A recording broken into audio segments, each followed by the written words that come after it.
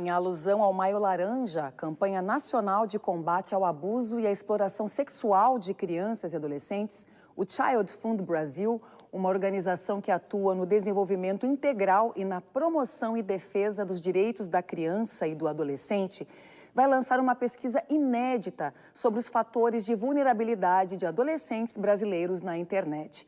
O estudo, com foco específico na violência sexual virtual, ouviu mais de 8.000 estudantes, em sua maioria de escolas públicas das regiões Nordeste e Sudeste do país. E sobre esse estudo eu converso com o diretor da Child Fund no Brasil, o Maurício Cunha. Boa noite, Maurício. Boa noite, obrigado pela oportunidade de falar sobre esse tema tão importante para a nossa sociedade. Quais os detalhes específicos desse estudo? Como você falou, a nossa pesquisa ela teve uma participação grande dos adolescentes, ela é bem representativa, foram quase 9.000 adolescentes que responderam, de todos os estados brasileiros, escolas públicas e privadas, então a gente pode dizer que retrata realmente a adolescência brasileira, né? Que é algo que preocupa muito as nossas famílias. E um dos dados aponta, por exemplo, que cerca de 30% deles relatam já terem sofrido algum tipo de violência sexual online. Fora as outras violências, como, por exemplo, o cyberbullying, outras formas de violência. Então, a gente percebe que é um tema gravíssimo e que a sociedade não tem lidado de maneira adequada, não está sabendo proteger, as famílias não estão sabendo supervisionar, até porque a gente vive numa geração em que os pais e cuidadores entendem menos de internet do que os filhos. E nós queremos justamente colaborar com essas famílias e com a sociedade na proteção dos nossos adolescentes no ambiente digital. Certo.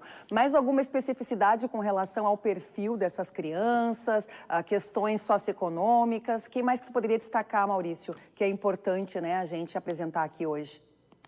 A pesquisa ela vai dar várias variáveis, né, de como que a gente pode prevenir o abuso e exploração online de crianças, abuso sexual, exploração online.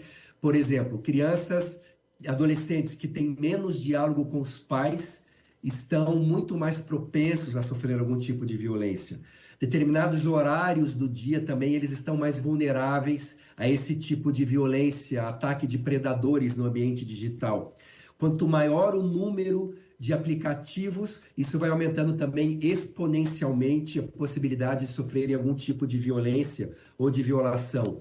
A gente descobriu também que meninas estão tem 22% mais chances de sofrer uma violência sexual no ambiente digital do que meninos. Queremos convidar todos a conhecer mais detalhes dessa pesquisa pelo site do Child Fund Brasil, o Fundo para Crianças, inclusive apontando orientações para as famílias, como que as famílias podem supervisionar melhor os seus adolescentes no ambiente digital e também para o poder público, como que nós podemos ter uma legislação mais efetiva, implementar políticas públicas de fato que vão proteger as nossas crianças e adolescentes, o que inclusive, está na nossa Constituição, né? A proteção da infância e da adolescência é a prioridade absoluta, artigo 227 da nossa Constituição. Sim. Maurício, por que a internet, por que o meio, né, virtual se tornou um espaço tão hostil para as nossas crianças e adolescentes? É a certeza da impunidade? Alguma questão aí no marco legal da internet que ainda não foi exatamente bem regulamentado? O que você destacaria com relação a isso?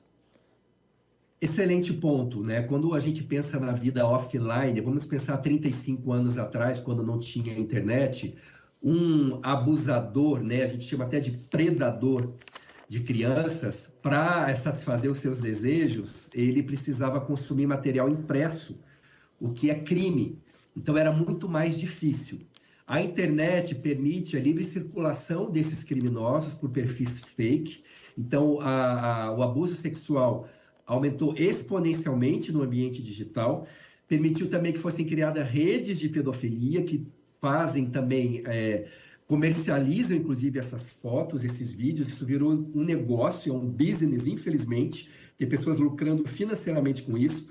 E a associação desses criminosos em grandes grupos. Então, a internet facilitou, logicamente que a internet trouxe muitas coisas boas para a nossa vida, né? Ninguém aqui está falando que é para parar de usar a internet, mas ela também facilitou a atuação desses criminosos. Somado a isso, a gente tem, como você também bem mencionou, uma legislação ainda muito frágil, políticas públicas muito frágeis, seja na punição, seja, por exemplo, no letramento digital das crianças e adolescentes, que ainda não é muito comum nas nossas escolas, e quando tem, não tem o componente da proteção. Então, a gente ensina crianças e adolescentes a navegarem, a utilizarem ferramentas nas escolas, mas ainda não falamos sobre como eles podem se proteger no ambiente digital. Então, é um tema ainda novo para a sociedade, o que torna as nossas crianças ainda mais vulneráveis, e os criminosos sabem se organizar muito bem, seja nos aplicativos, seja nos jogos online. A gente sabe que hoje facilmente um criminoso consegue abordar uma criança, e a gente tem uma geração de pais e cuidadores que não receberam capacitação e informação de como proteger os seus filhos. Eles não conhecem, por exemplo, a maioria deles não conhece aplicativos de monitoramento parental. E as crianças e adolescentes não sabem como se proteger, como denunciar. A atitude de um adolescente que sofre uma violência é bloquear o contato, mas ele não encaminha, por exemplo, para uma denúncia, na grande maioria dos casos. Então, é um tema urgente, é uma angústia da sociedade, por isso a nossa pesquisa, a gente espera muito contribuir com as famílias e com a sociedade. Com certeza, essa pesquisa vai contribuir muito, sim, com a proteção das nossas crianças e a prevenção, sobretudo, desse problema. Muito obrigada, Maurício, uma boa noite a você. Muito obrigado.